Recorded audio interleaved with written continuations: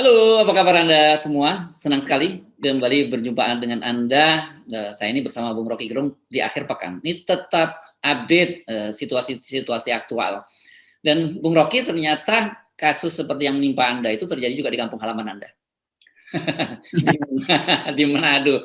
Jadi orang Manado di Sentul bermasalah, ada orang warga Manado di Manado juga bermasalah dengan para pengembang. Apa kasusnya? Nah, yang menarik dalam kasus ini ada kasus pemilik tanah gitu yang kemudian ditangkap oleh polisi karena dianggap diadukan oleh pengembang juga namanya Citraland. Nah, ini sebenarnya kalau kasus-kasus begini sebenarnya nggak terlalu mengagetkan buat kita. Tapi yang menarik itu adalah ada seorang jenderal itu di Kodam mana ada Kodamnya? Kodam Merdeka kalau nggak salah, namanya Brigjen Junior Tilaar, ya. Dan ini jabatannya Irdam. Ini menulis surat secara khusus kepada Kapolri. Itu dan tulisannya tulisan tangan. Itu menunjukkan betapa dia tidak ingin menggunakan jabatan sewenang-wenang dia sebagai seorang jenderal. Nah, cuman kata-kata terakhirnya itu yang saya kira menarik itu karena dia mengingatkan bahwa kita itu mari kita bela rakyat kecil, rakyat miskin kecil, dan jangan bela perusahaan yang merampas yang merampas tanah-tanah rakyat. Terima kasih. Ini surat dari seorang jenderal bintang 1 kepada Kapolri, tembusannya kepada Panglima TNI, kepada Pangdam, dan tembusan-tembusan lain gitu. Dan dia ini menurut saya fenomena yang sangat menarik karena dia tadi menyinggung kata bahwa mari kita menjadi pembela rakyat miskin, bukan para pengembang tadi. Wah, itu satu tindakan beyond the call of duty itu namanya. Di luar kewenangan dia ambil risiko itu untuk membela rakyat kecil. Jadi saya kira memang pada akhirnya kita mengerti bahwa begitu banyak orang yang merasa terganggu dengan ketidakadilan dan mau mengambil risiko. Beliau itu pasti mungkin bintang 2 atau bintang 1 tuh. Bintang 1. Nah, angkatan 88B ini saya udah cek angkatan 88B katanya itu. Jadi bintang 1. Ya. Jadi dia tahu apa yang terjadi di akar rumput pada rakyat bawah tuh. Nah, menulis surat pada Kapolri kan mesti ada prosedur tuh. Jadi dia mau terangkan bahwa ini bukan ditulis oleh staf saya tulis dengan tangan saya sendiri tuh. Jadi itu juga satu tambahan energi bahwa menulis dengan tangan artinya ada concern yang sangat absolut itu. Mengambil tinta, menulis dan berupaya untuk konsentrasi dengan tulisan itu. Jadi kita lihat bahwa keadaan pertanahan kita memang compang-camping amburadul. Karena dari awal kita mengerti soal pertanahan ini adalah kong kaling kong antara kong dan kong itu. Kong dan kaling. Jadi antara pengusaha dan pejabat-pejabat negara itu udah berlangsung sejak Orde Baru dan kita mau pangkas sebetulnya. Jadi ini contoh bagus bahwa bahkan seorang jenderal itu tahu apa yang disebut dengan keadilan sosial. Saya berterima kasih karena itu artinya satu nada dengan apa yang sedang kita perjuangkan di Sentul. Bukan apa yang diperjuangkan buat saya, tapi apa yang diperjuangkan buat hak tanah bagi rakyat. Kemarin juga seorang aktivis namanya Iwan Semule dari Prodemokrasi itu ada videonya beredar itu viral. Dia datangi Ridwan Kamil untuk meminta keterangan aja, itu dihalangi oleh polisi itu dengan anggapan bahwa ini akan bikin rusuh. Padahal dia datang untuk bertemu dengan gubernur, maka tugas polisi mengamankan supaya nggak ada yang halangi dia tuh, supaya tidak ada kerusuhan. Ini dianggap bahwa Iwan Semule yang akan bikin rusuh kan? Cara berpikir begitu kan memperlihatkan arogansi itu. Biarkan aja rakyat datang ke gubernur karena ingin mempertanyakan soal Sentul. Dia adalah aktivis. Aktivisnya kapan? 2 hari lalu? Enggak, dari 98 Iwan Semule itu udah bergaul dengan rakyat tuh. Bahkan dia ikut di dalam semua soal yang berakibat politis. Karena dia paham itu. Jadi ada seorang jenderal menulis surat untuk membela rakyat. Ada seorang aktivis yang dari zaman reformasi masih terus-menerus hidup dengan cara yang sederhana untuk membela rakyat. Begitu banyak aktivis. Di Lampung juga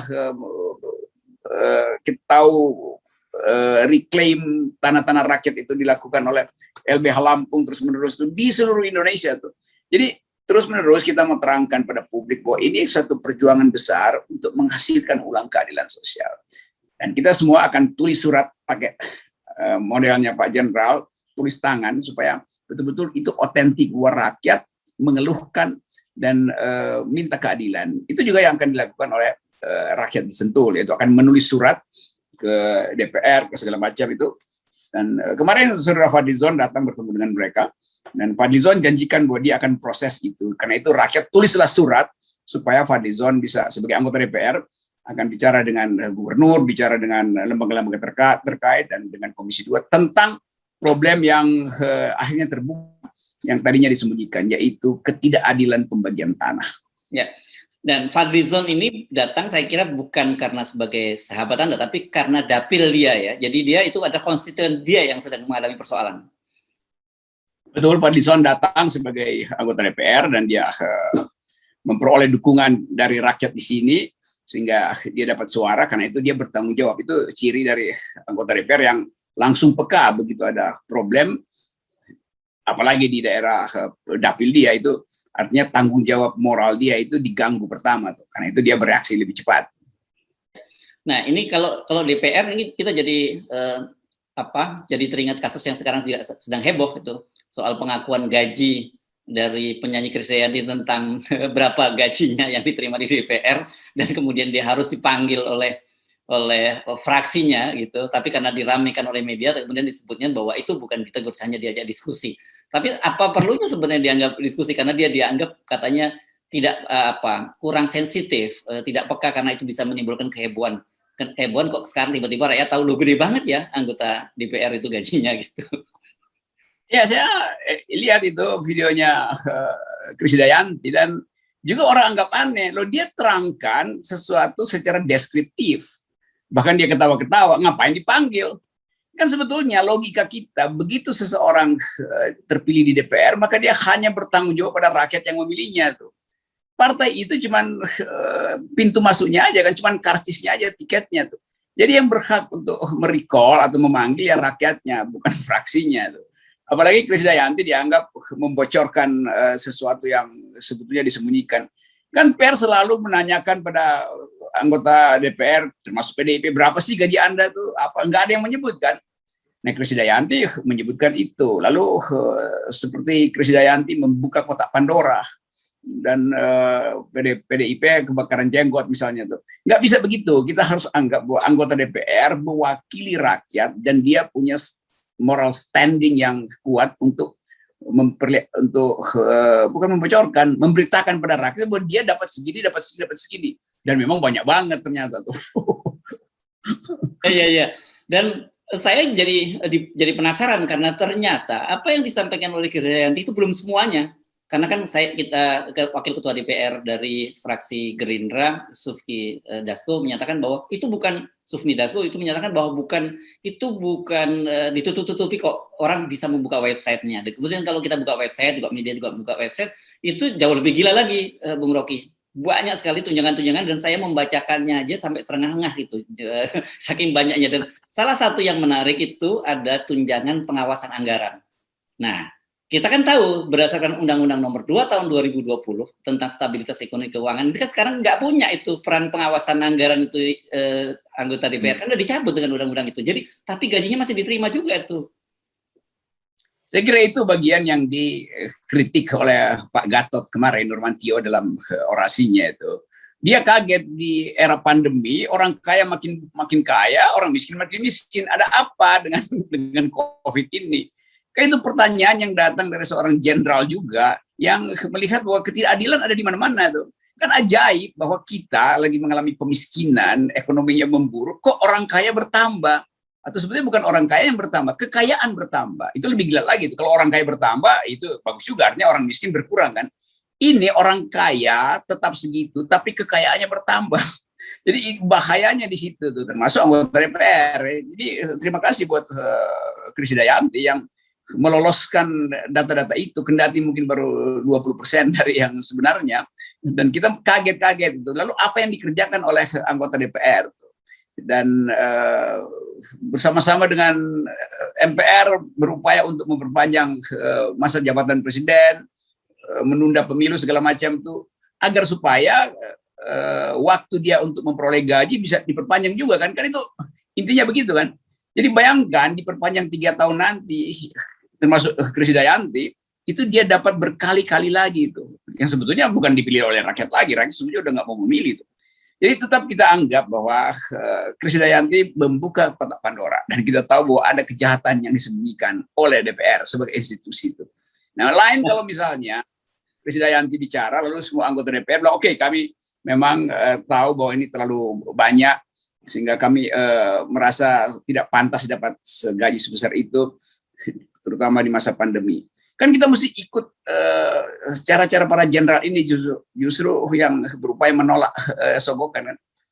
Pak Gatot sampai sejak dia berhenti jadi Panglima TNI, dia nggak mau jadi komisaris tuh.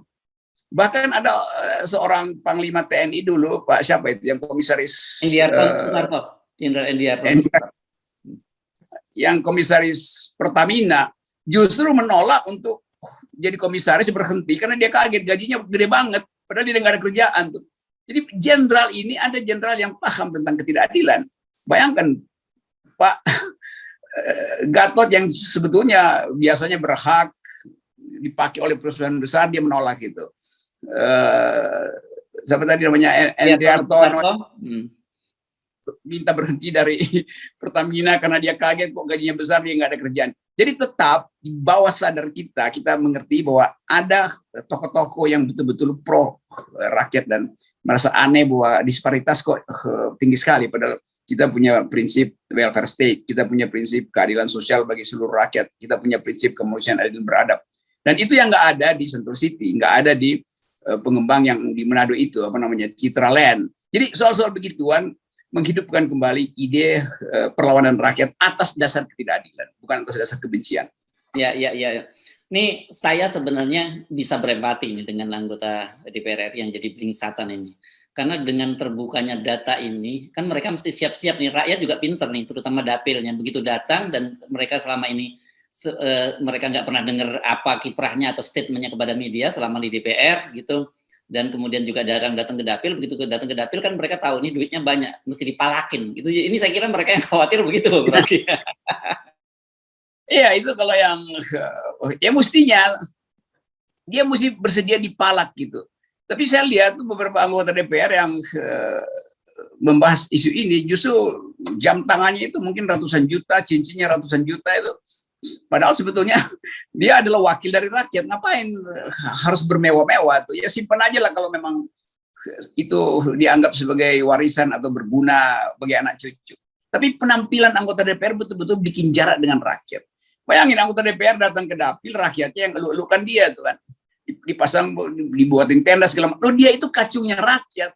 Kan dia mesti tahu bahwa dia mestinya buatkan rumah sederhana bagi rakyat, bukan rakyat yang dari ujung jalan udah disambut seolah-olah raja. Padahal itu kunjungan dapil. Tentu nggak semua begitu, tapi yang terlihat di media massa begitu. Saya tahu banyak anggota DPR yang juga diam-diam lakukan pembinaan dan penyadaran politik di dapilnya masing-masing. Banyak teman saya lakukan hal itu. Oke, jadi momen banyak sekali tanpa kita sadari itu hal-hal yang tadinya terkesan menjadi di bawah karpet, ditutup di bawah karpet itu jadi terbuka ya.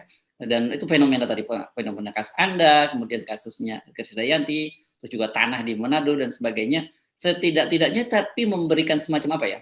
Semacam, sekali lagi saya ngomongnya semacam kelegaan dan kegembiraan kita. Ternyata masih banyak sekali orang-orang yang berpikir dengan akal sehat seperti tadi Brigjen Junior Tilaar yang di Manado, kemudian Anda sebut tadi nama Pak Gatot Nurmantio, saya juga ngikutin memang dan sudah saya tayangkan juga. Itu kalau kita tonton statement-statementnya atau orasi ilmiah dari Pak Gatot memang dahsyat. Beliau melakukan kritik yang luar biasa dan dengan argumen basis argumen yang kuat dan datatif. Itu yang paling penting kan. Jadi jangan dianggap nuding. Dan ada fenomena tadi Jenderal Endiarto Sutarto, mantan Panglima kita, yang kalau sekarang buzzer berharap-harap jadi komisaris, ini pengen melepas jabatan komisaris utama Pertamina karena gajinya terlalu gede. Sementara kerjanya nggak ada. Jadi benar bahwa di dalam kekacauan selalu ada orang yang bisa melihat ada lilin di ujung lubang kegelapan di ujung tunnel itu. Dan mereka justru yang nyebutnya gitu biasanya. Saya mau gorong-gorong bully kita. Jadi harapan itu tetap ada, dan itu kontrasnya makin lama diperlihatkan bahwa Presiden Jokowi masih berharap diperpanjang masa jabatannya, sementara rakyat menganggap bahwa end game itu seharusnya dipercepat. Dan suara rakyat terbaca melalui beberapa jenderal yang memang kembali paham bahwa keadilan sosial adalah dasar etis dari penyelenggaraan negara ini. Jadi terima kasih pada mereka yang tetap mampu untuk memberi harapan pada rakyat yang sekarang harapannya sebetulnya udah lama pupus. Jadi lilin-lilin yang dipasang oleh Jenderal Tilaar di Manado, lalu Pak Gatot kemarin di Jakarta, Pak Endi Hartono yang beberapa waktu lalu mengundurkan diri dari Komisaris Pertamina, dan beberapa tokoh lain, anggota DPR datang ke tempat saya. Jadi ada kumpulan orang yang masih menginginkan Indonesia dihuni oleh orang yang berakal dan orang yang berkeadilan. Yes, oke. Jadi selalu kita percaya bahwa di balik kesulitan itu selalu ada kemudahan. Jadi jangan pernah putus asa, karena harapan itu masih ada, dan kita percaya bahwa Indonesia ini bisa menjadi lebih baik lagi. Ya, dan itu harapan, bukan harapan hoax, itu harapan nyata. Terima kasih, Bung Rocky. Harus benar.